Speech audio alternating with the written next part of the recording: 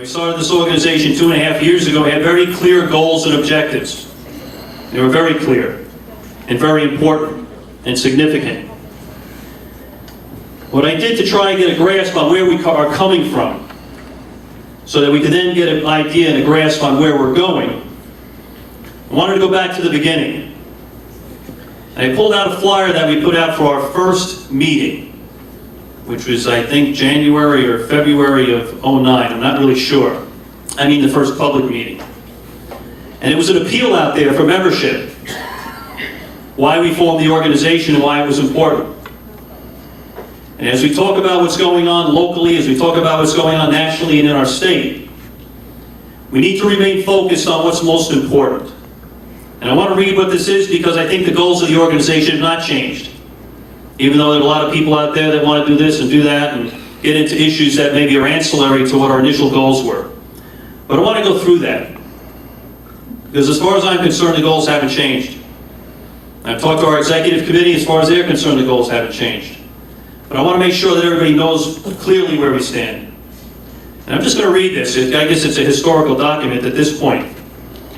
But it just reads, "Silent no more." That's why we are here today. It's time to take our country back. The Conservative Society for Action believes we need to harness the energy of patriots like you and others around the country to wage this fight. This is a fight to save this country for our children and our grandchildren. In 1941, after the attacks on Pearl Harbor, Japanese Admiral Yamamoto declared, quote, "I fear that all we have done is awaken a sleeping giant and fill him with terrible resolve." We believe the actions of the United States Congress in the last few years, and especially in the last few months, have awakened a sleeping giant. And that sleeping giant is you. Now it is time to take our determination and activism to the next level. Decisive and effective political action. First, let's clarify our philosophy as an organization. The following quote sums up CSA's mission statement. This will guide our actions as we move forward. And I'll read this quote by a great American from about 60 or 70 years ago. Quote, "I have little interest in streamlining government or in making it more efficient, for I mean to reduce its size. I do not undertake to promote welfare, for I propose to extend freedom. My aim is not to pass laws, but to repeal them. It is not to inaugurate new programs, but to cancel old ones that do violence to the Constitution, or that have failed in their purpose, or that impose upon the people an unwarranted financial burden. I will not attempt to discover whether legislation is needed before I have first determined whether it is constitutionally permissible." That's our main goal. That's why we formed the organization.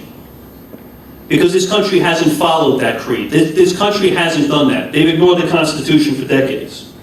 Now, these words were spoken by Barry Goldwater more than 60 years ago. They might be 70 by now. For those who remember, Goldwater is credited with being the father of modern conservatism and was the inspiration that led to the presidency of Ronald Reagan. It goes on. It is also amazing that the more things change, the more they stay the same. And I'm going to read another quote. This was in the late 1970s. "In this present crisis, government is not the solution to our problem. Government is the problem. From time to time, we have tempted to believe that society has become too complex to be managed by self-rule, that government by an elite group is superior to government for, by, and of the people. Well, if no one among us is capable of governing himself, then who among us has the capacity to govern someone else?" And that was Ronald Reagan. Now, the reason I read these is because I've had dozens of calls from dozens of people. Why don't we do this issue? Why aren't we concerned about that issue? Why don't we go rally here? Why don't we go rally there? Why don't we do this? Why don't we do that? Because as an organization, we have limited resources, limited number of people, and we have to stay to our true course. And that's why this is the original inauguration. This was the original statement of purpose for the organization. And I want everybody to know that it stays as our original intent. So if there are any questions about what we're doing or why, that's how we've made decisions. That's how we've guided ourselves as we've gone through. But there's one thing that we have to remember. We're not going to change the minds of the people currently representing us in Washington. We're not.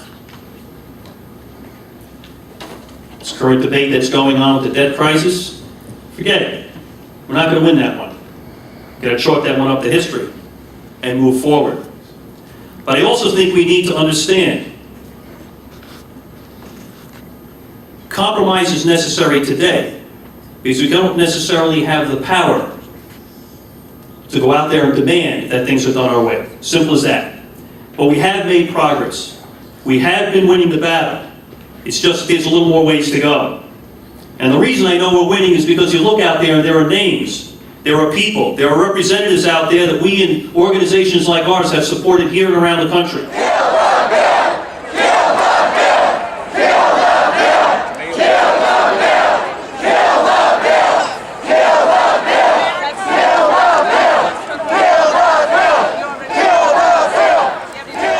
Great lesson, and it's the most important lesson.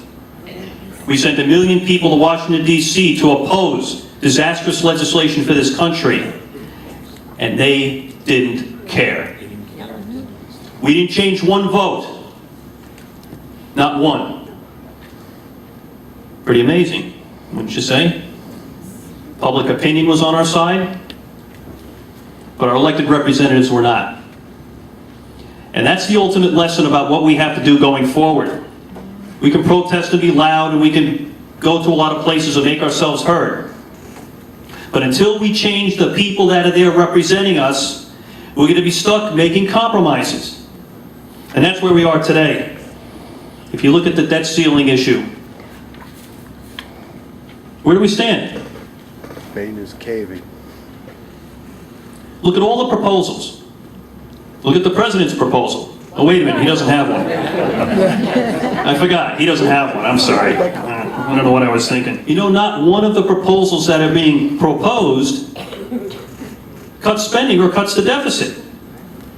It discounts the increase. So as we go through this debt ceiling crisis, we hear all the cries. We hear this, we're not going to do this, we refuse to give in, we refuse to give in, all that kind of stuff. It's not going to work this time. So what we need to do, if we want to be effective and if we want to change things, is we have to change the representatives there. We have to take back the Senate and remove this guy from the White House. Period. There's no other job. There's no other goal.